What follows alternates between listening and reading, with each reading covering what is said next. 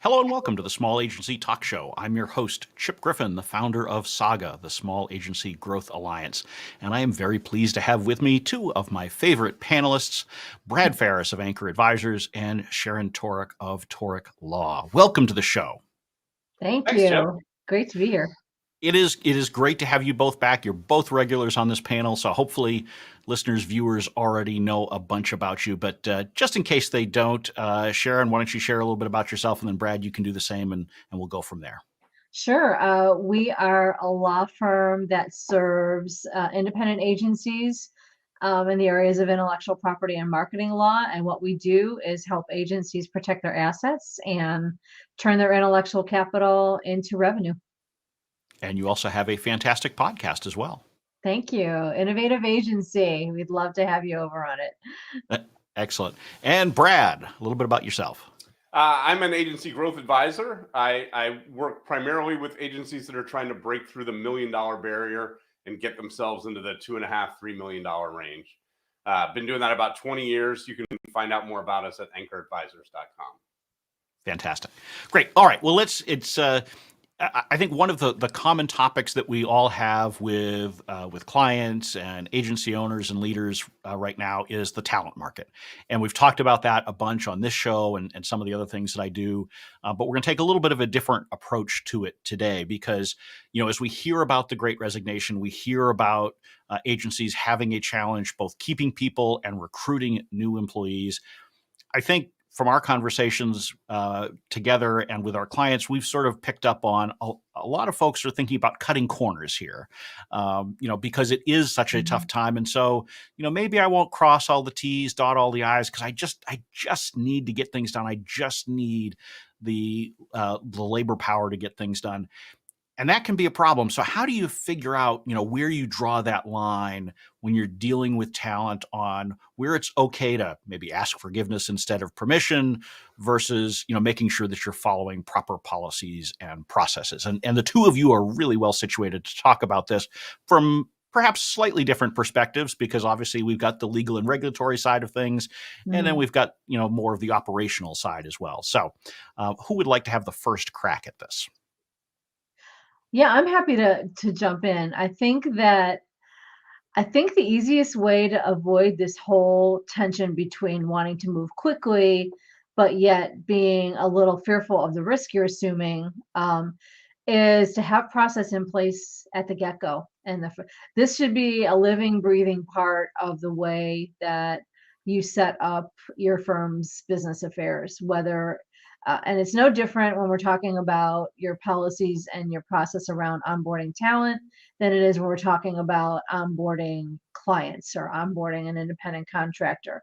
Of course, the tools are different. Of course, the laws are a little bit different and the documents look different. But having a set system in place for onboarding of talent, which templates to use, which processes and procedures haven't been looked at in a while.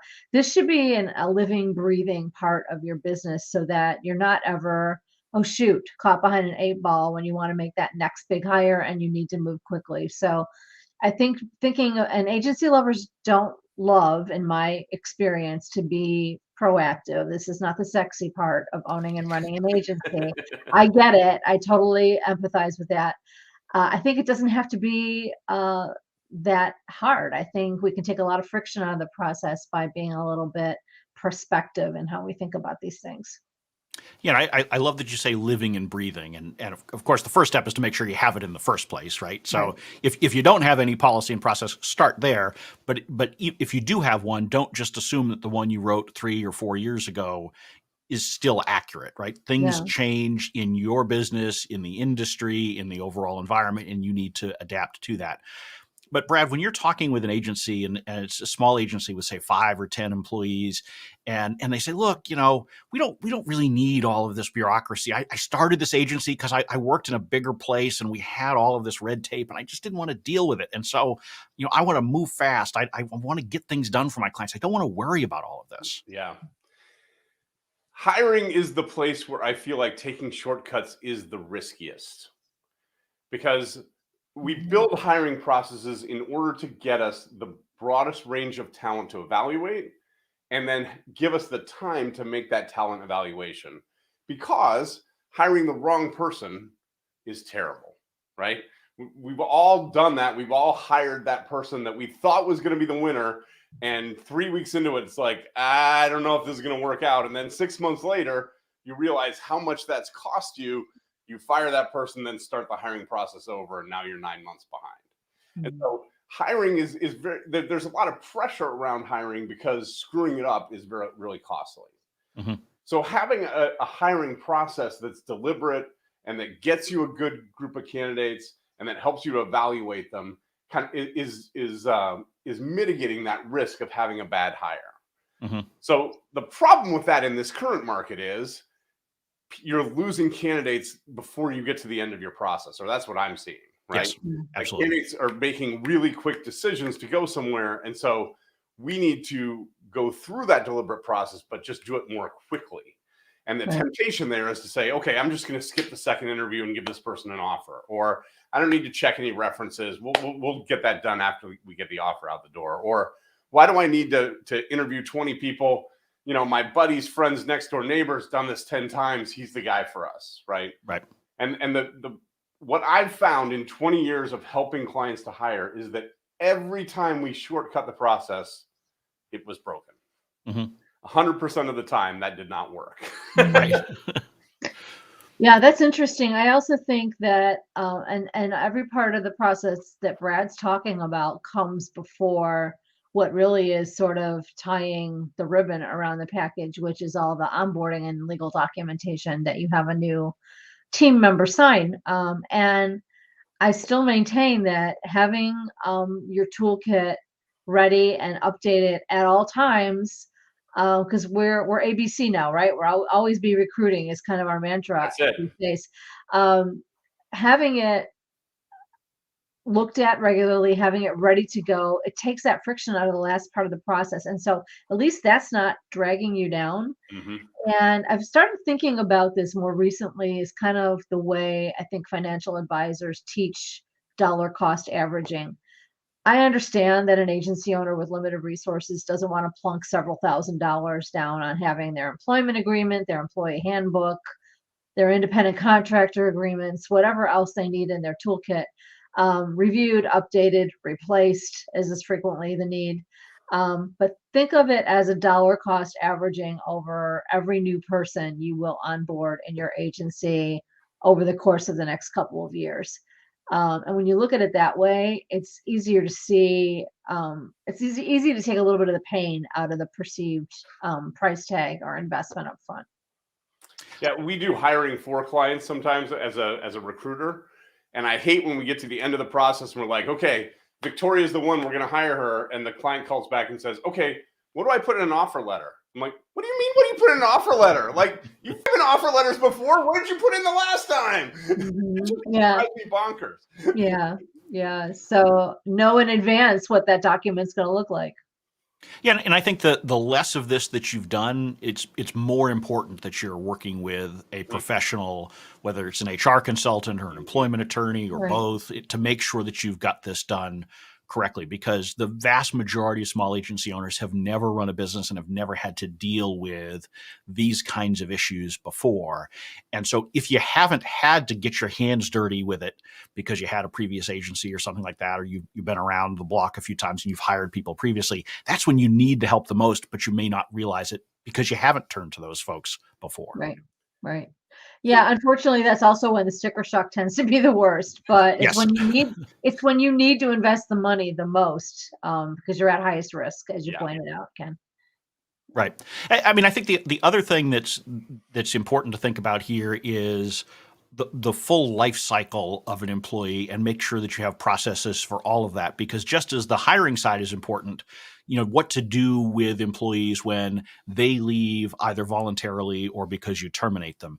And you want to spend time to think those things through, in part because that kickoff paperwork, the onboarding stuff, will help lead into that so that it's easier to do. But also because typically when you get to that point, someone comes in and says, I'm quitting, or you say, I have to let you go, you don't want to have to be scrambling at that point either. So making sure that you have that ready and you're anticipating that is really helpful. And Sharon, you and I have talked about this previously when we talked about contracts. Right. You always have to think about, what are the sort of the worst case outcomes, and make sure that your onboarding paperwork and your preparation all are designed to address those things. Yeah, To and I mitigate that agree. risk. Right. And don't set yourself up for a process that you're not confident you have the bandwidth to follow. Yeah. I'm thinking specifically of policies or procedures that are in an employee handbook, for example, that you're not going to be able to enforce consistently. Inconsistent enforcement is sort of it's a red flag because it opens you up to risk that you don't want to assume if you treat different employees differently. And so, you know what? If you don't have the bandwidth to deal with a system of progressive discipline, for example, as an agency owner, don't put it in your policies. Right. Don't Yep. don't put. I'm not a fan of progressive discipline for a small business of any kind. So stay away from it. Keep your options open. Keep if these are at will employees, and they almost 95% of the time are going to be at will employees, unless you've hired like a really high producer and that was part of the deal you made with them. Forget the progressive discipline. You need the flexibility as an agency owner to be able to make a change quickly. And so don't even put it in your policies. That's one thing. If you're not going to monitor PTO, then don't put together a complicated PTO policy and expect to be able to enforce it consistently. So don't create hardship for yourself that doesn't need to be there. And I think sometimes being fearful of having to follow all those rules and monitor all that stuff is what prevents agency owners from even putting any kind of structure in place. Yeah. And I think a key thing here with almost all of this paperwork is oftentimes less is more. And so, if you keep your handbook simple, if you keep your offer letter simple, I mean, I've seen offer letters that go on 3 or 4 pages with all sorts of stuff in there, and that's way too much detail in most cases. It should always be referring back to handbooks and things like that for, PTO policy and things like that. Don't write it into offer letters. That just sets yourself up for failure. And for God's sakes, don't do employment contracts. Stick with an offer letter. I've seen more agencies get in trouble because they wrote an employment contract because someone told them that's how they should do it. Don't do that. Yeah. I agree with you. I think there are rare occasions, for example, when you are hiring a unicorn or a superstar. Sure, absolutely. And they're just not coming unless they've got some. If you're hiring a very senior, like a number 2 or something like that, absolutely. Then that's a whole different thing. But the vast majority of employees that you're hiring are not people who ought to be under actual contracts, and it makes your life difficult. As far as changing other policies, because then you lose uniformity if someone's got one thing in their contract and you want to do something somewhere else. Yeah, absolutely.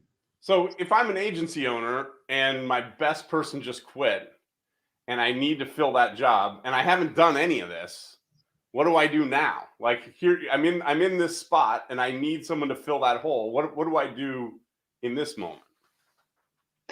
Yeah. Well, first I'm going to call Brad because he's going to help me with the whole recruitment strategy. Yeah, I mean, I'm certainly unqualified to talk about the best strategies to use to find the talent out there.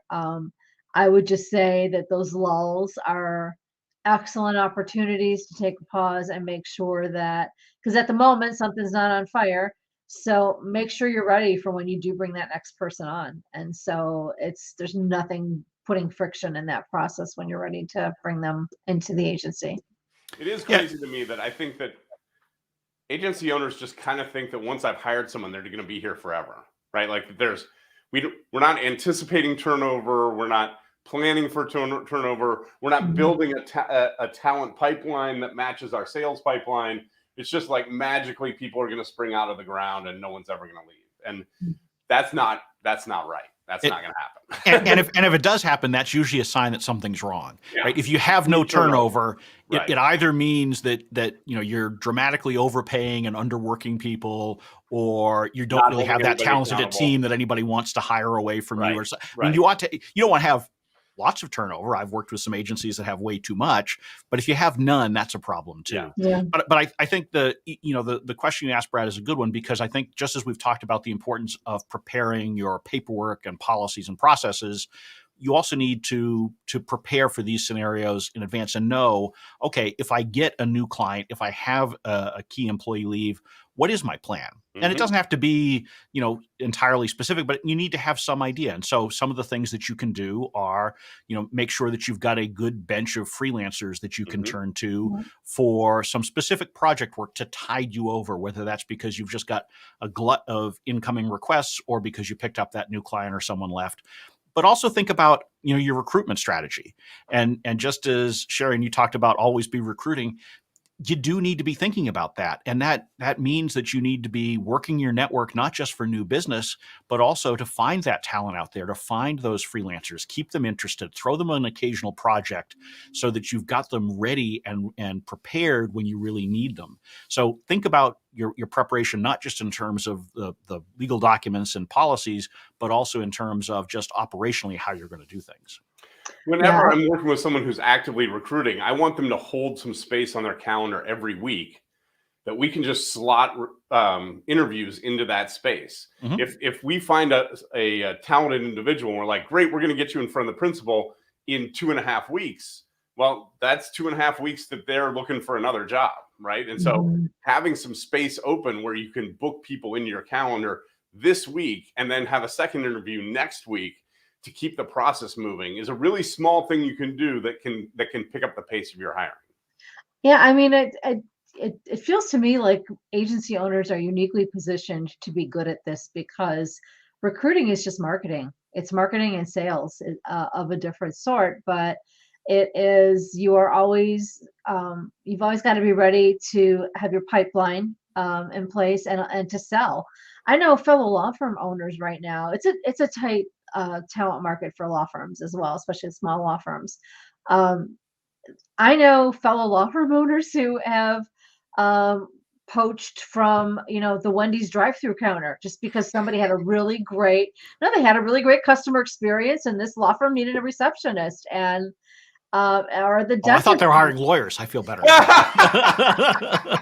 No, I mean, law firms are businesses too, just like agencies are. And the customer experience, the client experience is critical. And so you want somebody who's, great in front of people. And so I just think it is a constant marketing project. And who is better situated than folks who own agencies. And so you can do this. This is within unlike some of the other industries that you interact with, your client industries, you're uniquely positioned to be somewhat good at this. And so that's something to hang your hat on and to be grateful for right now in this climate.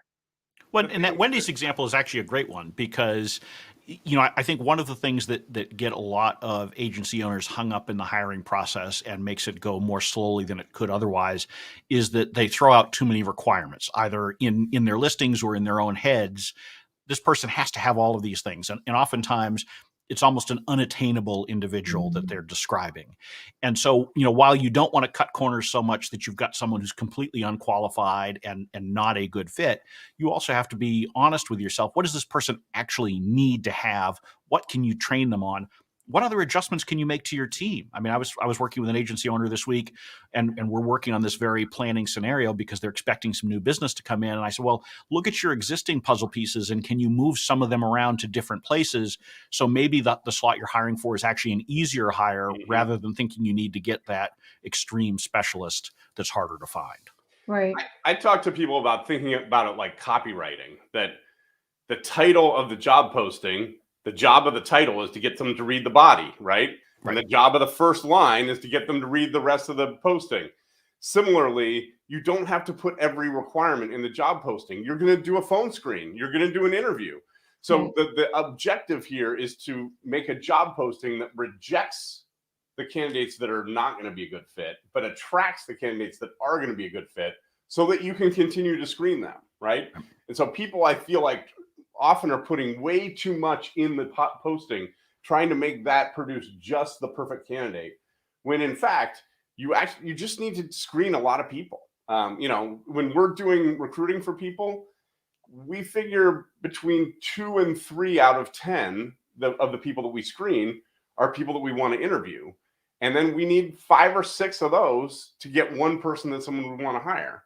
Mhm. So oftentimes we've got 70 or 100 applicants. We're screening 20 or 30 people to get 5 to 10 interviews to get one person hired. And Mhm. the bigger that pool is, the more likely it is that your ideal candidate is in that pool, right? If you Right. start, if you only have 10 applicants, it's less likely that your perfect candidate is there than if you have 100 applicants. Right. I think this is another great marketing analogy, and the way that recruiting is handled with all the platforms that we all like to use to source people, and the way the algorithms on those platforms work. A/B testing, and I can personally testify to this experience because of a position that we're looking to fill right now at my firm. We posted it and got very few candidates overall, first of all, which was a surprise to me, and they just were not the right people. We took it down, we rewrote it. It's the same position. We didn't really take anything substantively away, but we made it shorter. We rearranged some things. We put it back. So A/B test it. Put the same job up, described somewhat differently. Um, be truthful about what you're asking about, but and see which one performs better, because the second time around we're getting great Yeah. applicants this time. So there's some science to this that I don't completely understand, again, because I am not a professional recruiter, but I'm learning just through experience how much of a difference marketing tactics make when you are looking for talent. Well, The and obvious, that's so important because agency owners, I mean, frankly, most people who are doing hiring fail to understand the most important thing, which is that yes, you're screening the candidate, but you're also selling the candidate Hmm. on the idea that you have a good opportunity for them, that you're a good place to work, and that they should invest a good chunk of their daily life with you. And Yeah, so, oftentimes these processes are set up to be, well, we need to make sure that they can write and that they can do this and they can do that. Well, yes, absolutely. You don't want to hire someone unqualified, but you also need to help convince them that they want to make this choice. And, right. and so if you're not approaching it from that standpoint in everything that you're creating, in the process that you're creating, and being timely and responding to them, and being friendly and open and all that kind of stuff, you're missing a real opportunity to find the right talent. my favorite job posting formula is, here's all the challenges, the things that are hard about this job. Put those in like the first paragraph. Second paragraph, but if you accomplish that, here's what's going to happen. Here's how you're going to make a huge difference here.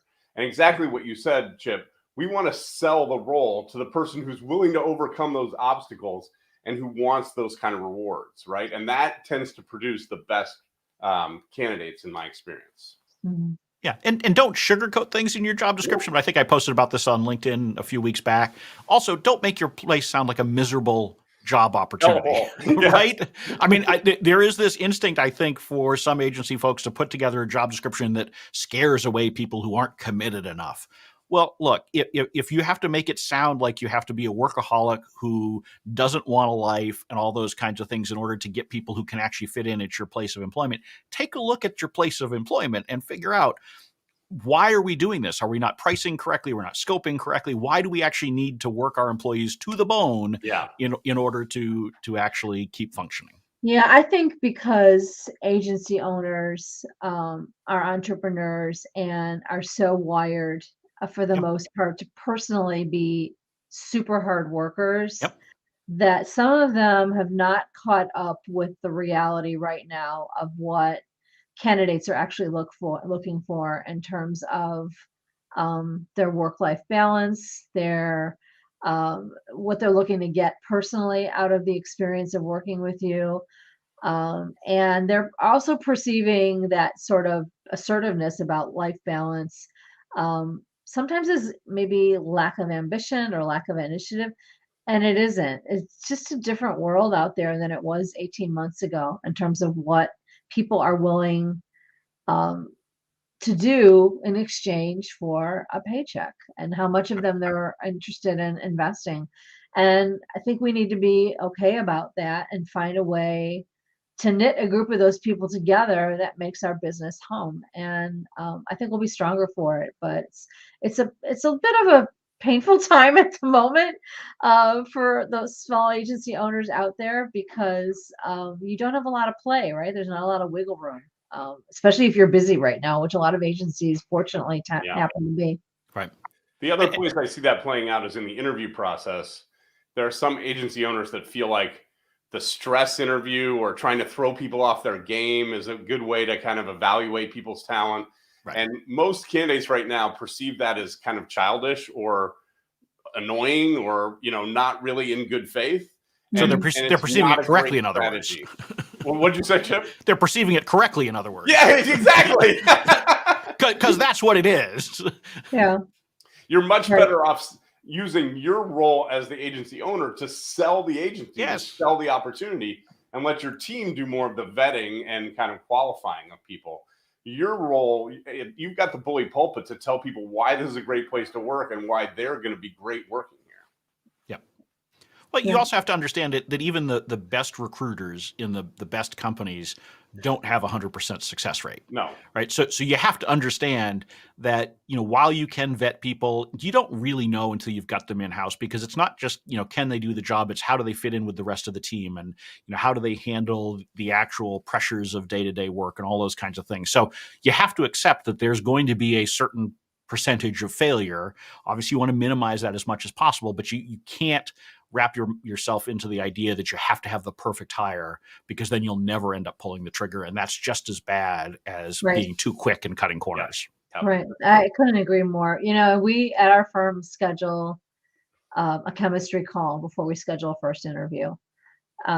Because if our chemistry is not right with the candidate, that goes both ways. If ours isn't right for them, then talking about the position itself is not going to be fruitful, because we're a small firm and culture and chemistry matter very much. And we also happen to be a virtual firm. And so it's even more important that there's certain types of communication skills that you have to be really strong in to succeed in an environment like that. So chemistry first for us. I'm not suggesting that works for every agency. It's working for us. It's worked successfully in the past for us. It continues to do so. But, obviously, if they don't have the skills, they don't even make it to the chemistry call. And that's easy to sort of vet in their credentialing. But I think it's important to know both things. Are they going to be a fit here culturally? And then can they do the job? Can they do the job well? Right. And I think the last thing that I would say on this topic is, earlier in the conversation, I sort of flippantly said you should panic, right, when something comes up. But really, it's exactly the opposite, obviously. And you should take a deep breath. You shouldn't respond emotionally when you've got, an employee who's causing a problem, or you've got this big new project that comes on and you're not sure how you're going to handle it. So you start flailing about. It's always good to just take a deep breath and think about how you're going to deal with it. And that's particularly when it's something challenging, right? I mean, I was talking with an agency owner recently about a termination that just went wildly wrong because, and I've seen this too often in my career, where someone doesn't just want to terminate somebody, they want them to learn a lesson. Yes. That's not your job. No. Your job when it's time to terminate someone is just to get in and get out.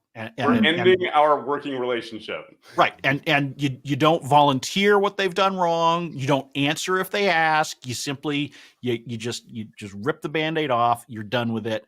I've terminated a lot of people in my career for myself and for clients. Those meetings typically don't last more than 5 minutes. And if they last more than 5 minutes, you did something wrong. That's right. It's 5 words. A decision has been made. That's it. The decision has been made. Right. And you hand them the letter. Hand it to them. Give them the paperwork right there. Be done with it. Don't say, "Well, we'll figure this out." Because you've already talked to your lawyer or HR consultant or whomever you're using to make sure that you do this properly. Right. Exactly. Yeah. And again, going full circle, having the process and the tools in place in an evergreen fashion means you don't have to worry about whether you know what steps to follow or what documents to use, because you've got your toolkit ready to go.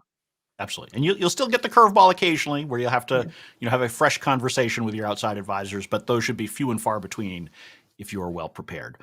Well, this has been a great conversation. And if people would like to find out more from either of you so they can be better prepared for talent or any other issues that they have, how can they find you, Sharon? Sure, Sharon Toerek, Toerek Law. You can email me at sharon@legalandcreative.com. Reach me on LinkedIn, Twitter, or via the podcast, The Innovative Agency. Excellent. Brad? The best place to find me is on our website, anchoradvisors.com, or LinkedIn. I'm Brad Farris on LinkedIn. Excellent. And of course, you can go to smallagencygrowth.com to learn more about Saga, or you can go to smallagency.tv to get replays of this episode and all of the previous episodes and the Agency Leadership Podcast and all sorts of other videos. So with that, I hope everybody has a great weekend. This show is going to take a break next week for the Thanksgiving holiday here in the United States. So I hope for all of you who celebrate Thanksgiving, you have an enjoyable one. And I will see you all back here in December. Thanks, everybody.